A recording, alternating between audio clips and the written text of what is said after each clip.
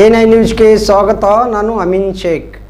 ದಿನಾಂಕ 14/4/2025 AICC human rights ಆಫೀಸ್ನಲ್ಲಿ ಶ್ರೀ ಶಬ್ಬೀರ್ ಅಹಮದ್ ಡಲಾಯತ್ 4 ಜಿಲ್ಲೆಗಳ ಉಸ್ತುವಾರಿ ಅಧ್ಯಕ್ಷರು ಇವರ ನೇತೃತ್ವದಲ್ಲಿ ಡಾಕ್ಟರ್ ಬಾಬಾ ಸಾಹೇಬ್ ಅಂಬೇಡ್ಕರ್ ಅವರ ಜನ್ಮದಿನವನ್ನು ಆಚರಿಸಲಾಯಿತು.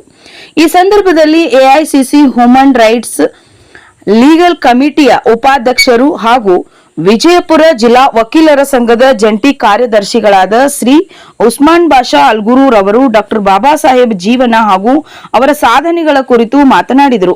ಈ ಸಂದರ್ಭದಲ್ಲಿ ಶ್ರೀ ಅಬ್ದುಲ್ ರಜಾಕ್ ನದಾಪ್ ವಕೀಲರು, ಶ್ರೀ ವಿಜಯ್ ಜಾಧವ್, ಅನೇಕ ಎಐಸಿಸಿ ಹ್ಯೂಮನ್ ರೈಟ್ಸ್ನ ಪುರುಷ ಹಾಗೂ ಮಹಿಳಾ ಪದಾಧಿಕಾರಿಗಳು ಹಾಜರಿದ್ದರು.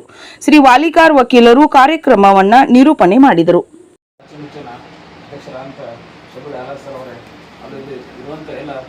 ಆತ್ಮೀಯ ಸ್ನೇಹಿತರೆ ಹಾಗೂ ಎಲ್ಲ ಸೋದರಿಗೆ ಮೊದಲು ನಮಸ್ಕಾರ ಸಲ್ಲಿಸಲಾಗಿದೆ. ಇಂದು ಡಾಕ್ಟರ್ BR ಅಂಬೇಡ್ಕರ್ ಅವರ 134ನೇ ಹುಟ್ಟಿದ ಹಬ್ಬ ಅಂತ ಆಚರಣೆ ಮಾಡ್ತಾರೆ. ಅವರಂದರೆ ಮಹಾರಾಷ್ಟ್ರ ಜಿಲ್ಲೆಯ ರತ್ನಾಗಿರಿ ಅಂಬೇವಾಡಿ ಎಂಬಲ್ಲಿ ಗ್ರಾಮ ಜನಿಸ್ತಾರೆ. ಅವರ ತಂದೆ ಹೆಸರು ರಾಮ್ಜಿ ಸತ್ಪಾಲ್ ಅಂತ, ತಾಯಿ ಹೆಸರು ಭೀಮಾಬಾಯಿ ಅಂತ. ಈ ಥರ ಅಂದರೆ ಅವರು ಚಿಕ್ಕಂದಲ್ಲಿ ಭಾಳ ಹುಷಾರಿರ್ತಾರೆ ಓದಿನಲ್ಲಿ. ಅವರಿಗೆ ತರಗತಿಯಲ್ಲಿ ಭಾಳ ಒಂದು ತಾರತಮ್ಯ ಕಾಣ್ತಾರೆ. ತಾರತಮ್ಯ ಕಾಣ ನಂತರ ಅವರಿಗೆ ಅವರು ಅಧ್ಯಾಪಕರು ಇರ್ತಾರೆ ಅಂಬೇಡ್ಕರ್ ಅಂತೇಳಿ, ಅವರನ್ನು ಭಾಳ ಪ್ರೋತ್ಸಾಹ ಕೊಡ್ತಾರೆ. ಪ್ರೋತ್ಸಾಹ ಕೊಟ್ಟ ನಂತರ ಅವರಲ್ಲಿ ಒಳ್ಳೆಯ ವಿದ್ಯಾಭ್ಯಾಸ ಪಡಿತಾ ಇದಾರೆ. ಇದೇ ರೀತಿಯಲ್ಲಿ ಅಂದರೆ ಅವರು ಅಮೇರಿಕಾ ಹೋಗ್ತಾರೆ. ಮುಂದೆ ಹೆಚ್ಚಿನ ವಿದ್ಯಾಭ್ಯಾಸಕ್ಕಾಗಿ ಅಮೇರಿಕಾದಲ್ಲಿ ಅಲ್ಲಿ MA ಪದವಿಯನ್ನು ಪಡಿತಾರೆ ಮತ್ತು ಡಾಕ್ಟರೇಟ್ ಪಡಿತಾರೆ. ಅಮೇರಿಕಾದಲ್ಲಿ ಸಹ ಅಂದರೆ ಕರಿಯರು ಮತ್ತು ಬೆಳೆಯೋದು ಅಂತ ಹೇಳಿ ಅಲ್ಲಿಯೂ ಸಹ ತಾರತಮ್ಯ ಇರ್ತಾರೆ. ಇದರಿಂದಾಗಿ ಅವರಲ್ಲಿ ಗಾಢವಾದ ಪ್ರಭಾವ ಬೀಳ್ತಾರೆ. ಇದನ್ನು ನಾವು ತೊಡಗಿಸ್ಬೇಕಂತೇಳಿ ಅವರಂದರೆ ಭಾರತ ಸಂವಿಧಾನ ಬರುವಾಗ ಆರ್ಟಿಕಲ್ 14 ಹೇಳ್ತಾರೆ. ಅನುಚ್ಛೇದ 14 ಅಂದರೆ ಸಮಾನತೆ. ಸಮಾನತೆ ಅಂದ್ರೆ ವೃತ್ತಿಯಲ್ಲಿ ಸಮಾನತೆ, ಧರ್ಮದಲ್ಲಿ ಸಮಾನತೆ, ಲಿಂಗದಲ್ಲಿ ಸಮಾನತೆ. ಇದಂದರೆ ಬಾಬಾ ಸಾಹೇಬ್ ಅಂಬೇಡ್ಕರ್ ಅಂದರೆ ಕೊಟ್ಟರಂತ ದೊಡ್ಡ ಕೊಡುಗೆ ಅಂದರೆ ಸಮಾನತೆ. ಮತ್ತು ಆರ್ಟಿಕಲ್ 19 ಅಂದರೆ ಸ್ವಾತಂತ್ರ್ಯ ಕೊಟ್ಟಾರೆ. ಅಂದ್ರೆ ಧಾರ್ಮಿಕ ಸ್ವಾತಂತ್ರ್ಯ ಆಗಲಿ, ಆಸ್ತಿಯಲ್ಲಿ ಸ್ವಾತಂತ್ರ್ಯ ಆಗಲಿ, ಈ ಥರ ಅಂದರೆ ನಮ್ಮ ಮೂಲಭೂತ ಕರ್ತವ್ಯಗಳು, ಈ ಥರ ಅಂದರೆ ಬಹಳಷ್ಟು ಅವರಲ್ಲಿ ಕೊಡುಗಿದ್ದಾರೆ. ಬಾಬಾ ಸಾಹೇಬ್ ಅಂಬೇಡ್ಕರ್ ಅಂದರೆ ಅವರು ಕೃಷಿಕ. ಅವರು ಕೇವಲ ಅಂದರೆ 17 ವಯಸ್ಸಿನಲ್ಲಿ ಮದುವೆ ಆಗ್ತಾರೆ. ಅದೇ ಥರ ಅಂದರೆ ಕೃಷಿಕ 1913-14ರಲ್ಲಿ ಅವರು ಪದವಿಯನ್ನು ಪಡಿತಾರೆ. ಅದೇ ರೀತಿಯಾಗಿ 1918ರಲ್ಲಿ ಅವರು ಮತ್ತೆ ಉಪನ್ಯಾಸಕರಾಗಿ ನೇಮಕ ಆಗ್ತಾರೆ ಭಾರತದಲ್ಲಿ. 1920ರಲ್ಲಿ ಅವರು ಇಂಗ್ಲೆಂಡ್ಗೆ ಹೋಗಿ ಬ್ಯಾರಿಸ್ಟರ್ ಪದವಿಯನ್ನು ಪಡಿತಾರೆ. ಬ್ಯಾರಿಸ್ಟರ್ ಪದವಿ ಪಡೆದಂದ್ರೆ 1923ರಲ್ಲಿ ಬಾಂಬೆಯಲ್ಲಿ ವಕೀಲ ವೃತ್ತಿಯನ್ನು ಸ್ಟಾರ್ಟ್ ಮಾಡ್ತಾರೆ.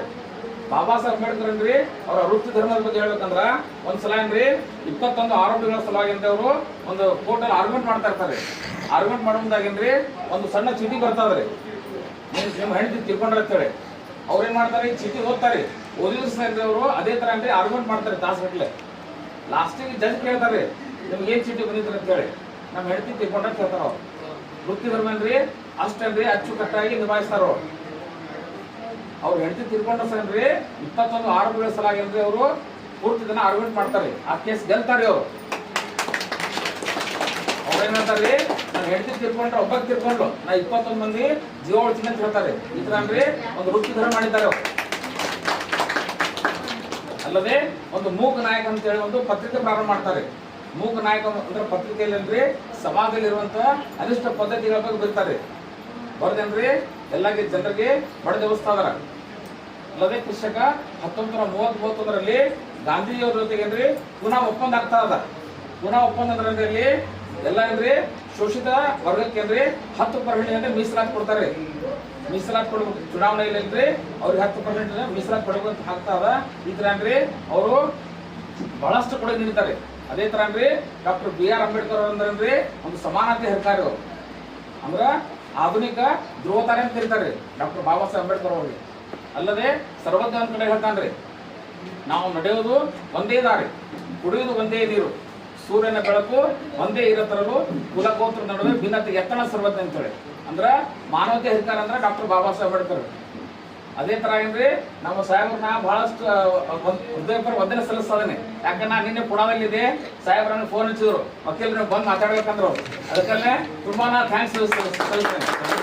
ನಾನು ಮಾತಾಡಕ್ ಕೊಟ್ಟಿದ್ದಕ್ಕೆ ಎಲ್ಲರೂ ಜೈ ಹಿಂದ್ ಜೈ ಕರ್ನಾಟಕ.